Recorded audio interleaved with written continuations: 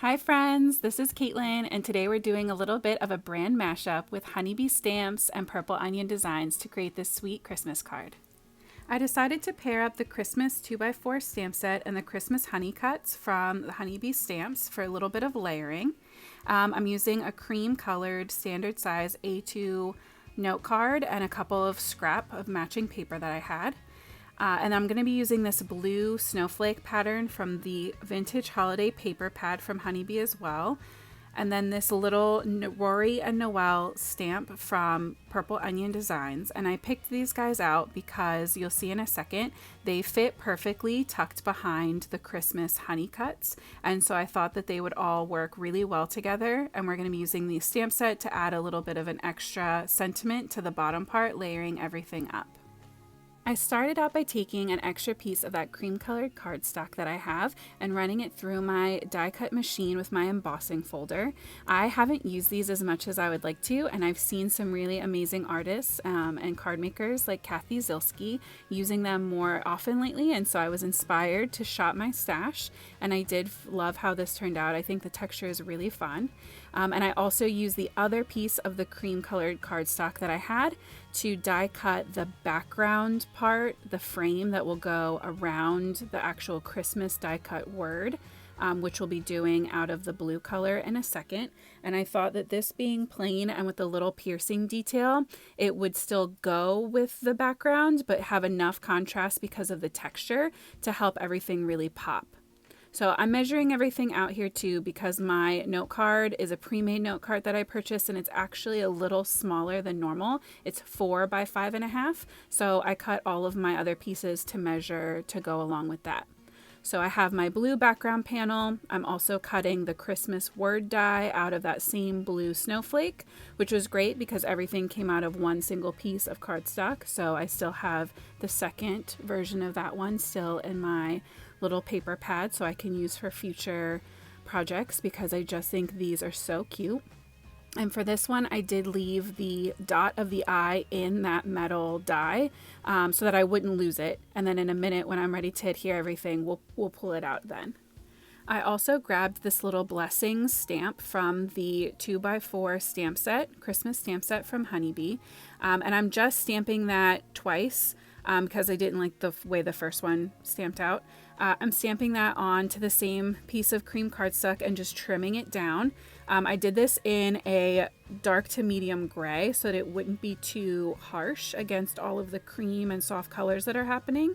And then I also trimmed down my snowflake textured panel, embossed panel, so that there would be a big enough border. The first time I trimmed it, I thought it was still covering up too much of that blue, but I didn't want to trim it too much where my sentiment wouldn't fit. So I was just checking to see how big my sentiment looked up against the snowflakes, and then trimmed it down just a little bit more so you'd have that really pretty blue frame around everything. And normally I wait till the end to adhere all of my layers, but I thought this time it would be nice to kind of see how everything was going as I worked on it. So I did glue down this layer, and in hindsight, I wish I had popped it up with a little bit of foam just because the texture on those snowflakes, it did take a little bit to get it to adhere nicely to that flat panel, and I think foam would have been a little bit more forgiving. And then I'm adding tiny little dots of glue to the back of my word cutout die. And that way it doesn't get messy and squish out all over the sides. And this really does line up so beautifully inside that frame. And now I'll take my metal die and hold it up to line it up with the word, and use a little dot of glue down on my cream paper first and just press the eye out of the die. That's funny. Sorry. I'm pressing it out just with a little paper piercer, a little stylus, just to put it in place. And that way I don't have to worry about fumbling with my fingers or these crazy nails. Also, please excuse my crazy nails. I think this is one of the last videos I have them on for. I did take them off. I'm going to try to rehab my natural nails and get them looking nice again. We'll get there eventually. So I did pop up my sentiment with some foam strips because I did adhere my panel flat, and so I wanted to tuck my little critters and the rest of my blessing sentiment underneath. So to give it a little dimension, I did pop it up with just a single layer of these foam strips from Lawn Fawn. They're super cute. It took me a second to get my Christmas word lined up the way I wanted to, and the trick with this is just placing it but not pushing down until you're happy with the placement. I've made that mistake before, and trying to peel everything up can be a pain in the butt. So it's definitely fine to gently place it down and check your placement, but don't push until you're ready to commit. So the second part of the sentiment is the blessings, and I just used some tweezers and liquid glue to kind of tuck that underneath. I was fine with there being a little bit of hangover, but I wanted to make sure that when you're looking at it straight on, you can still read it. And I think it's really cute and kind of just a nice little bonus. But the stamp set definitely comes with a ton of other ways that you can add on to the Christmas, make it like Merry Christmas, sending Christmas wishes, stuff like that. But for this card, I thought it was perfect because I just wanted something tiny to go on that bottom right hand side, because on the top center are going to be these super adorable little critters from Purple Onion. So to do my red rubber stamping, I use the clear mounting stamp from Purple Onion, which is what you see attached to the top part of my Misty there.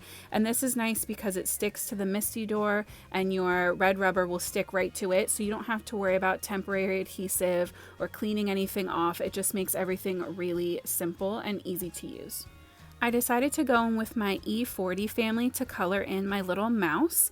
I wanted to keep my colors a little more muted and a little softer than I normally do, because the rest of my card was going to be so simple and the colors were going to be so soft, and I kind of wanted to create a monochromatic, not a monochromatic, but a very limited color range for this. So I kept with some very neutral, truly neutral neutrals, nothing super orangey, nothing super purple.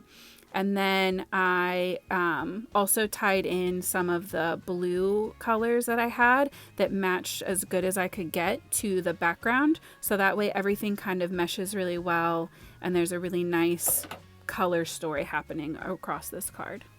As always, all of the colors that I use for each step of my Copic coloring, as well as all of my other supplies, will be listed in the description box below for you, with any links when I can. And some of those links are affiliate links, which just means that if you use them to go onto a site and you end up making a purchase, I do get a small percentage, but it doesn't cost you anything.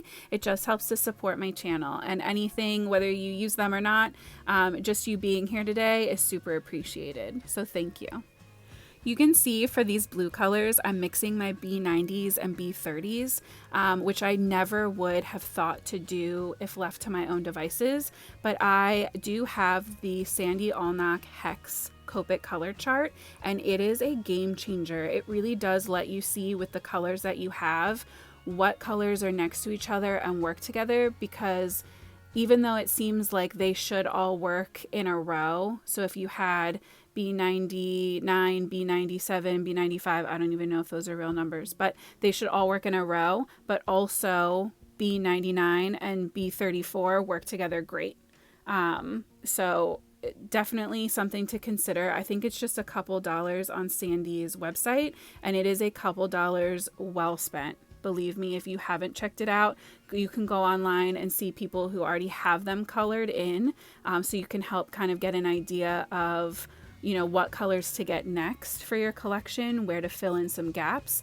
But it's definitely something that I'm glad I purchased, and I'm glad that I added to my collection. I did go around with the B91 to create a border around my little scene, because I knew when I fussy cutted, I wanted there to be a border. I didn't want to go straight up to the black edge, but I also didn't want the edge that was showing to be white.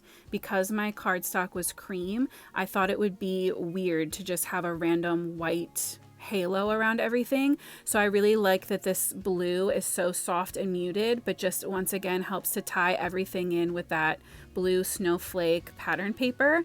And that way, again, all of the colors kind of harmonize together. I thought that was a really cute and a really sweet way to tie in the lighter colors of those snowflakes. So I attached my critters down with some liquid glue, and that way I could shift them around to make sure that I liked where they were placed, with that the T in the middle of Christmas, kind of not perfectly in the middle of them, but they fit really nicely on either side.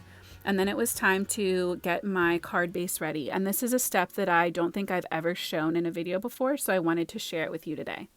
Anytime I finish a card and actually put it on a card base, before I package it up or have it set to the side to mail out, I do stamp it with a handmade by Caitlin Annalee card stamp on the back, usually in either a gray or a light brown ink so that it's not too stark. And I will try to find a link for where I ordered my stamp from. I absolutely love it. It's easy to use. I just keep it on the side of my desk. And I think it's a really cute way to make sure that the person you send it to knows that the card was made with love by hand. So, something to consider if you don't have one already. I did use my Tombow tape runner to put some permanent adhesive down, and then I just trimmed off the little bit of edges that were hanging over the side, and I absolutely love how this card turned out. I hope you got inspired today to try something different or shop your stash for something maybe you haven't used in a while, like my little embossing folder. And I hope you have an amazing week. If you haven't already, please consider hitting that subscribe button down below. Our family of crafty friends is growing every single day, and I appreciate all of you so much. Like I said, I hope you have a great week and happy crafting.